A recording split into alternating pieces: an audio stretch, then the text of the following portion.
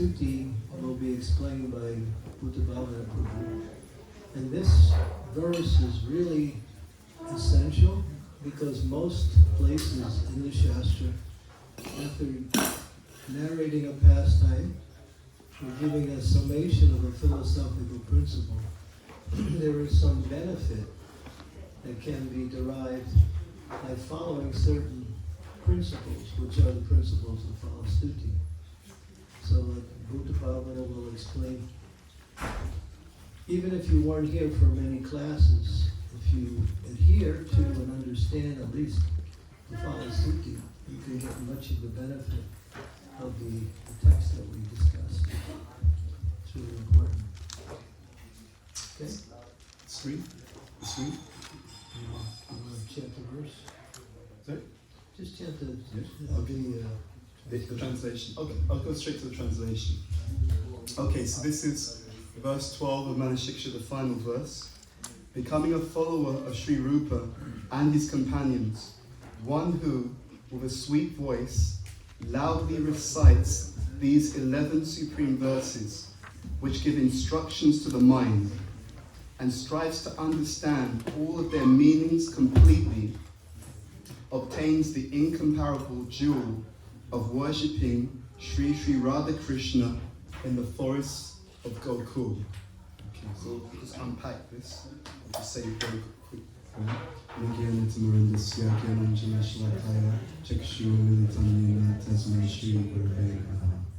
So, this is, as Marge said, the Falastuti. So there's many places in the Shastra where it speaks about the result of actually following. And as Marge has explained in previous classes, our goal is Vrindavan. So Chaitanya came to give this Ujjwala Ras, the highest mellows of devotion in Vrindavan. And it's very interesting the way that Raghunath Das Goswami breaks this down. First he says becoming a follower of Sri Rupa. So Prabhupada would often say we are Rupa Nugas. Even from Nectar of Instruction, which is Rupa Goswami's, which literature? It's the Upateshamrita, right? So he's giving the essence of these instructions. And as we see in that particular literature, it explains the things which are unfavorable, right? So the things to avoid. It explains the things that we want to do. And so in essence, if we're following the instructions of Srila Rupa Goswami, who in the spiritual world is a very, very intimate associate of the divine couple, Rupa Manjari, then we are guaranteed to move in that particular direction. So he says, becoming a follower of Sri Rupa and his companions. Actually, we can say that Srila Prabhupada is an intimate associate of Rupa Goswami. So Prabhupada, even when he was in Vrindavan, before coming to the West, he would stay in the Radha Damodar temple and he would pray to the Goswamis for the empowerment to actually spread this Krishna consciousness throughout the entire world. Yes, Rupa Goswami, Jiva Goswami. So we can understand that we are, when it says here Rupa and his companions, we have the blessing of being able to associate with Rupa Goswami's associates in the form of Srila Prabhupada. Yeah, Rupa Goswami, by following Rupa Goswami, we are following Lord Chaitanya. Because whatever Rupa Goswami has spoken or written is coming from what he learned from Lord Chaitanya directly. When Lord Chaitanya spoke to him at Dasvamedha Ghat for 10 days, describing the essence of the bhakti, pure bhakti, and how to actually carry it out. So we study the works of Rupa Goswami where we're actually connecting with Sri Chaitanya Mahaprabhu, and Srila Prabhupada's words are always in line with both of those personalities, which are non-different. So it says, one who with a sweet voice loudly recites these 11 supreme verses, and here, this which give instructions to the mind. Sweet voice. Some of us are like froggies, but try. You can make your voice sweet. If you eat less sweets, your voice will be sweeter. That's in the Shastra. Those who don't eat so sweet, their voices become sweet. Unless they're ladies. If they're ladies, when they eat sweets, their voices become sweeter. If they're men, their voices go down. That's not part of the problem. It's from the Candramauli Swami. But that's a fact. Those who eat too many sweets or think sweets are the main thing they want to eat, their voices doesn't work. They're actually killing their voice because of sugar. So, just a little side hint. So, but of course, this is a main point. Sing sweetly and loudly, not just loudly or sweetly, but both. So, okay, continue. So there's a connection between the intelligence and the speech. Prabhupada says a fool remains hidden until they speak. So we understand that what we do with our voice is actually having a profound effect upon our consciousness. Therefore, sound is everything. The chanting of the holy names of the Lord, the glorification of the devotees, the discussions on the Shastra, it will actually change our consciousness, it will empower our intelligence, and as Krishna says, Tesham Satatayuktanam. If we try to serve, he gives the intelligence. And that's a very special thing because it's personal. It's not the same thing. There's a general aspects which are always the same for all devotees, but then everything is personal. As Maharaj said, that triangle, it goes from the general to the specific instructions given to each and every one of us by our spiritual masters in order to advance in devotional service. So this is really important. And one of the key points here is we're trying to instruct the mind. Our job is to engage that mind in such a way that it becomes favorable to our devotional service. And that's the point, Manah, Shiksha. Manah means mind, Shiksha means instructions too. So our process is to purify the mind, right? So Cheto, Darpana, Marjanam. And one way to do that is to instruct the mind. Now, linking to that, it says strives to understand all of their meanings completely. So this is not a superficial point where we hear the class and go home, but it's meant to, good hearing invokes reflection.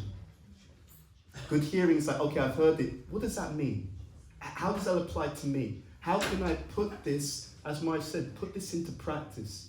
In the book, when Maharaj was giving out these books yesterday, he told me that the prayers, because there's pastimes of Lord Gauranga, the daily pastimes, and Maharaj was sharing how he recites or reads those daily pastimes in the morning of Lord Gauranga, and in the evening Radha and Krishna. Was that what you were saying? Yeah. And so this is a really key point. What tends to happen in devotional life is that we'll read something and then life goes on. Now, there's a lot that's in the scriptures, but what we want to do is try and take something and apply it. It's really the application of the teaching that transforms us. So the instruction is there, and when we fulfill the instruction, we receive something. As we said in the previous class, for the pure devotee, their Vani carries the rays of the Ladini Shakti. Yeah? So you are able to accumulate those blessings by following those particular instructions which cause us to become empowered.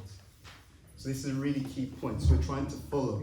Strive to understand all their meanings. And when we do that, it says here we obtain the incomparable jewel. That's a very important point. Incomparable. The more we understand the teachings, the more we realize that what we're being offered is something that's completely beyond anything the material world can give us. Incomparable jewel. And it's interesting because it's not even incomparable just in relation to the material world. It's incomparable even in relationship to the different kinds of prema in different places in the spiritual world. So the prema in Vrindavan is incomparable compared to the prema in Vaikuntha. Right? So what's happened is Patita Pavana Hetu Tava Avatar, Mosamo Patita Prabhu Napaya Beara. The point is that in Kali Yuga, those who are the least qualified are being offered the highest thing. That's actually what's going on in reality.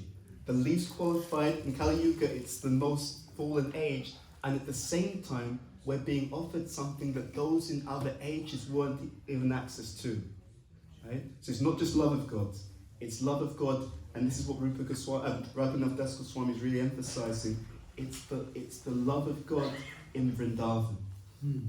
It's the actually highest possible experience of love of God. And then within the 4 rasas there, or the 5 rasas there, it's the highest mellow of love within or relationship within those 5 rasas. The highest in the highest realm. And that's what we're being offered. So if we meditate on that, then you can understand when we meditate on something that we think and we understand its value, it changes our behavior towards it. If I give you something and I tell you that it's actually just cut glass, you know, it looks like a diamond, but it's cut glass. If you lose it, it's not a big deal. But if I give you something that looks similar and I tell you this is actually a real diamond, it's worth, you know, how millions, it suddenly changes the way that you deal with it.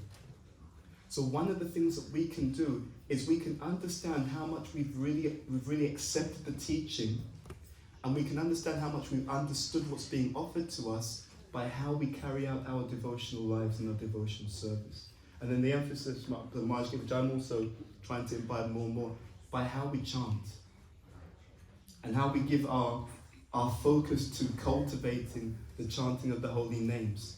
That's actually a sign that we've really understood what's being made available to us by Raghunath Das Goswami, Rupa Goswami, the Lord Chaitanya, ultimately Srila Prabhupada. Thank you. That was a beautiful summation and right to the point where by following this, and also you may select something that attracts you the most, or something you think that is the most helpful in your Krishna consciousness, and apply it. And then after application comes realization. And after realization comes qualities. You start developing spiritual characteristics and qualities. You start manifesting in your activities and your speech, everything. So yeah, it's a very essential principle that what this seminar really is about to produce is that an upgrade in our spiritual life, a big one.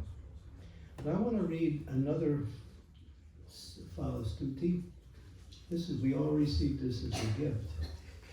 Now there's three sections of prayers to the spiritual master, and then the Astakali Leela of Radha and Krishna is at the end, and in the middle, the Astakali Leela of Lord Chaitanya, which means the activities they perform. So each page has a particular summation according to the particular time of the day that Lord Chaitanya is performing particular activities.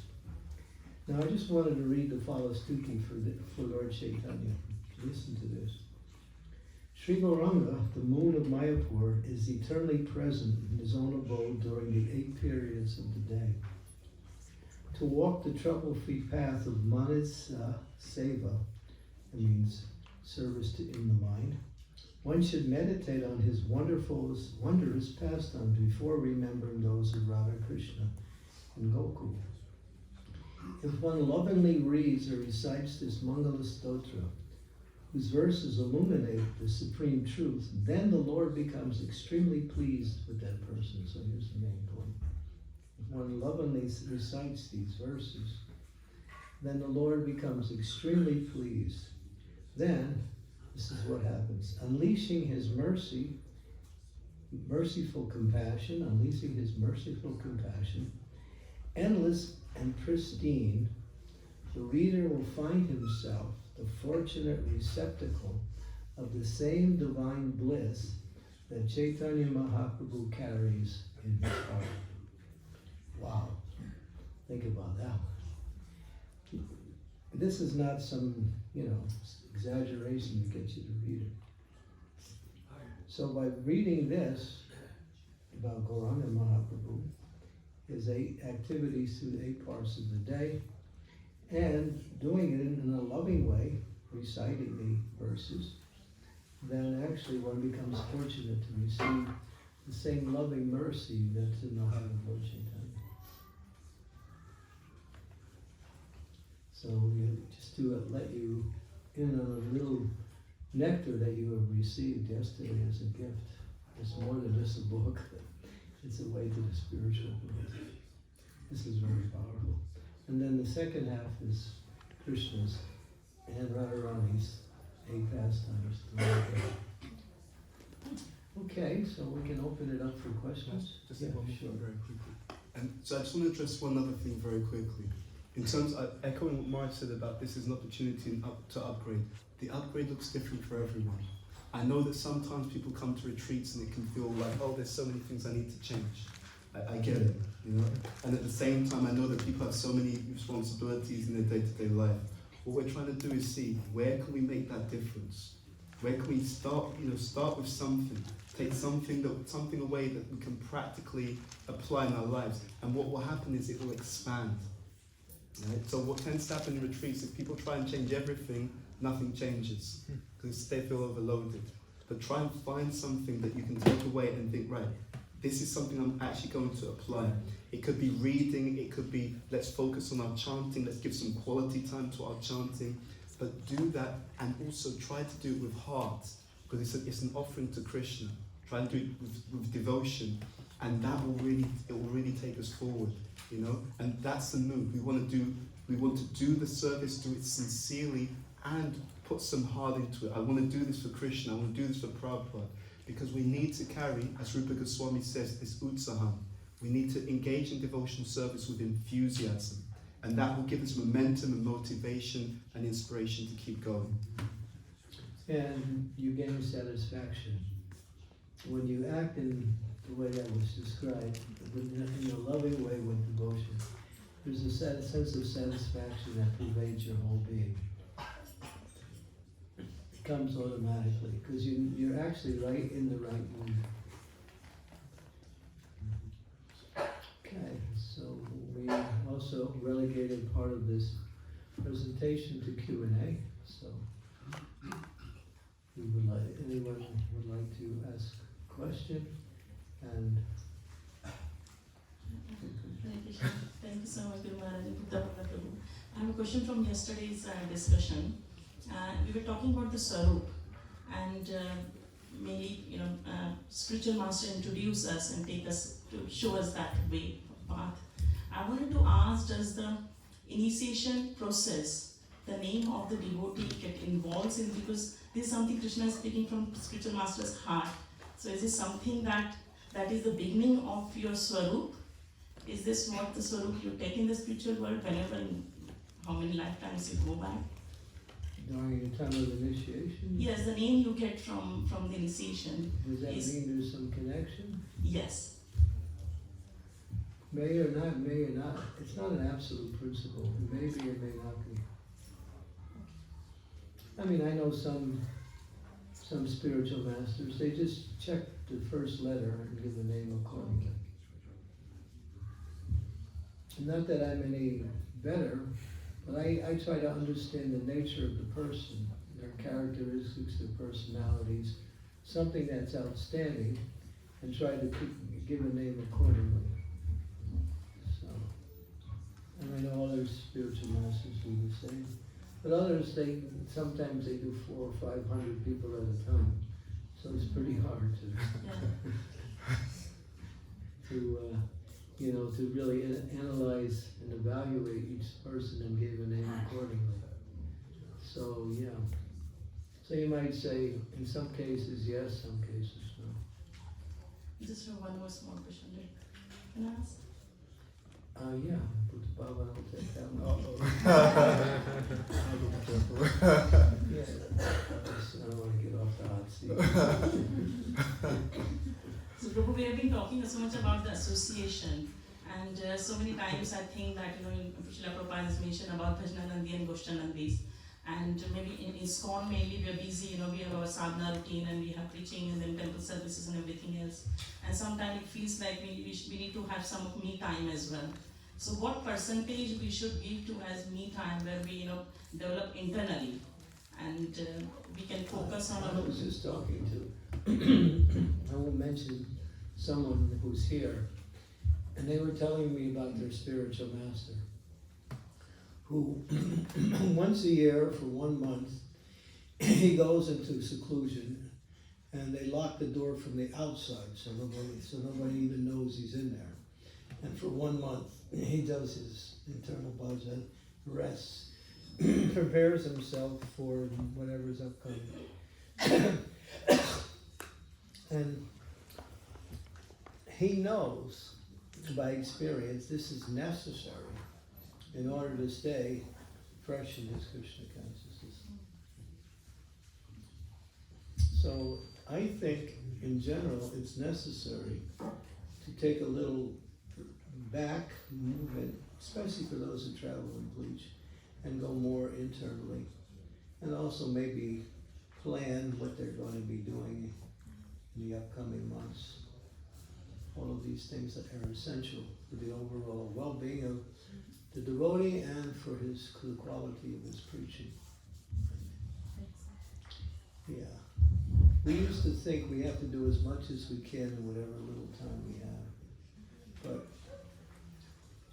when you do that, the next day you realize, just like there was I went to Hyderabad many years ago, and they gave me 7 programs in one day. Said, Hare Krishna.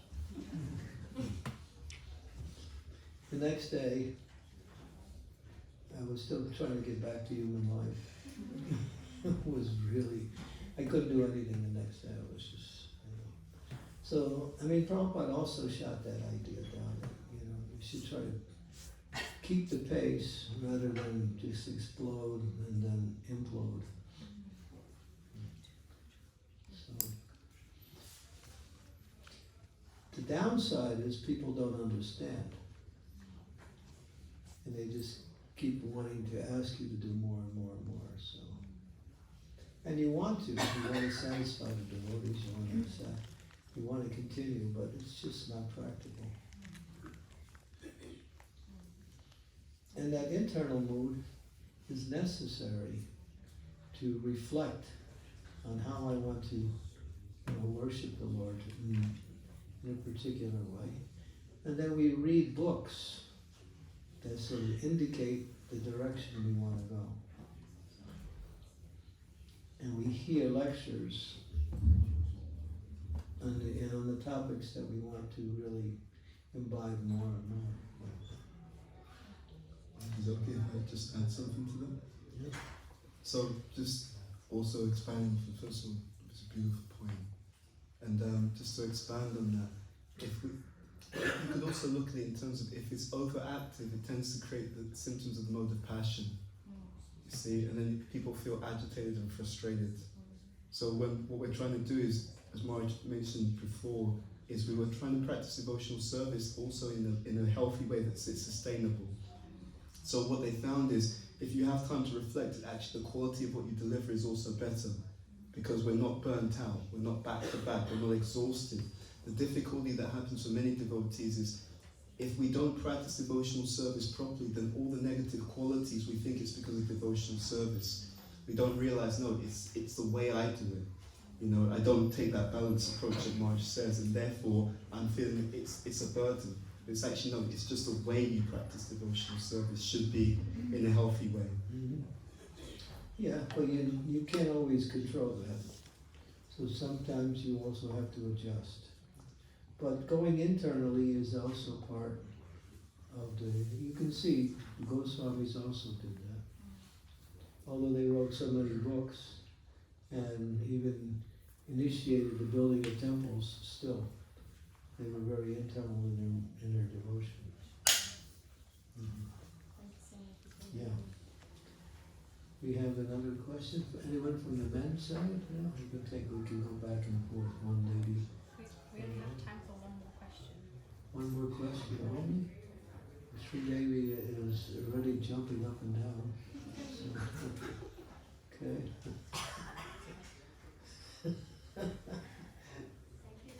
I'm sorry. You weren't jumping too high.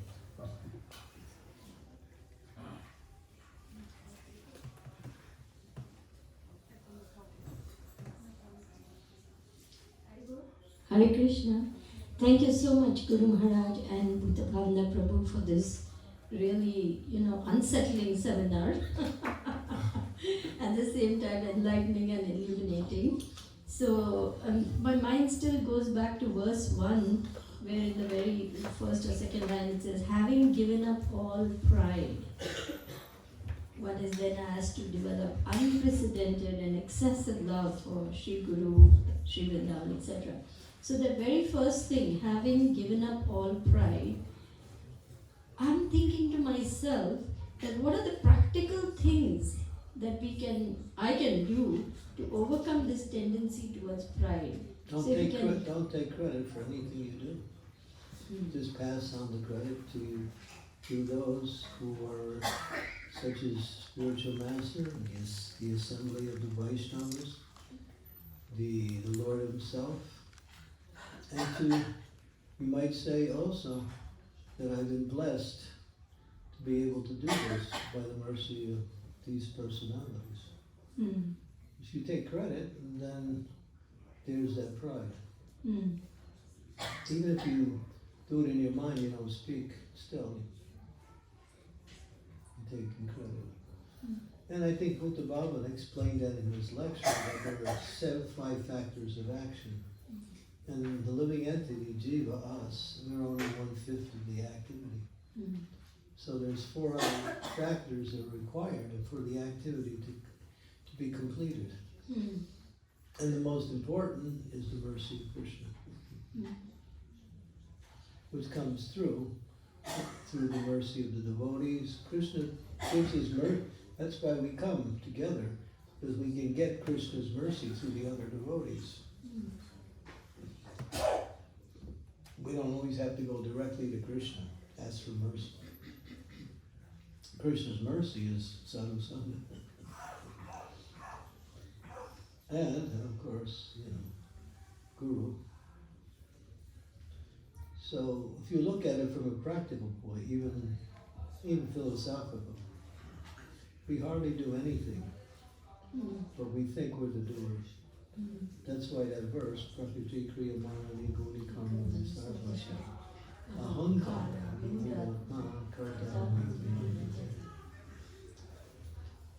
Prabhupada said, Krishna wants, you can't even move your finger. But he doesn't do that. That's not the way he acts. But if you become overly attached to the results of your activity and take credit, you might find yourself in a very awkward situation as a means for purification. So you want to avoid that. Thank you, Guru Maharaj. Thank you. Okay, so Eka Chakra is very clear that this is the time we should end. So devotees can not have to rush to prasadam, take nice prasadam, which is important, that we take prasadam in a proper mood and then also have sufficient time to get ready, because the bus leaves sharp at 10:30. Okay.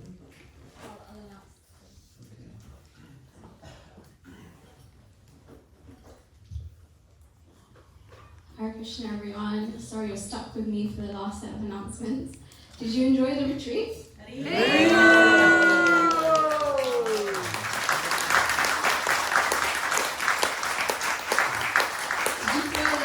lot of mercy?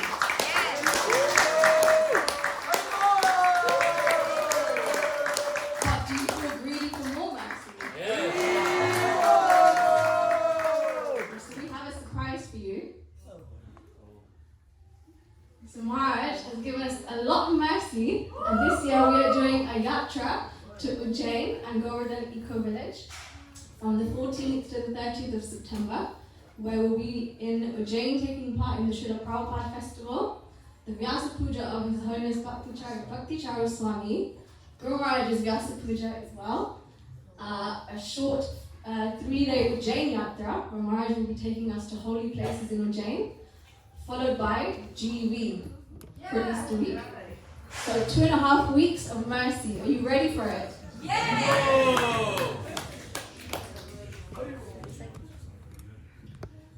Ujjain is one of the 4 main holy places where the Kumbh Mela happens. So it's loaded with holy places. It's where Krishna and Balaram went to school. The ashram of Sandipani Muni is there. And there are many pastimes connected with Krishna. And also, those of you who are slightly on the Shivite side, Lord Shiva is big there, Mahakal. And to go there, devotees go to his place, which is not far. And they have a beautiful, beautiful Abhishek of Lord Shiva, and they have a whole, what we call festival ground, with huge dioramas and big statues, you might say, of the acharyas and others. So it's a whirlpool of transcendental mercy there. I mean, it's just so wonderful.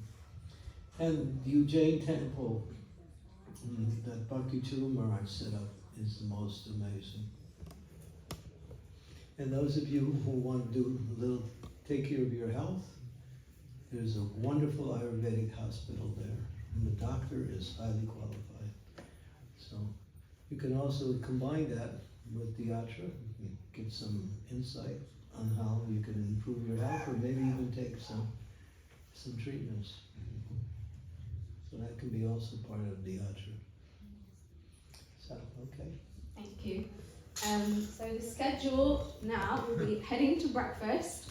Sorry to rush, but you'll have to take your prasadam quickly, pack your bag.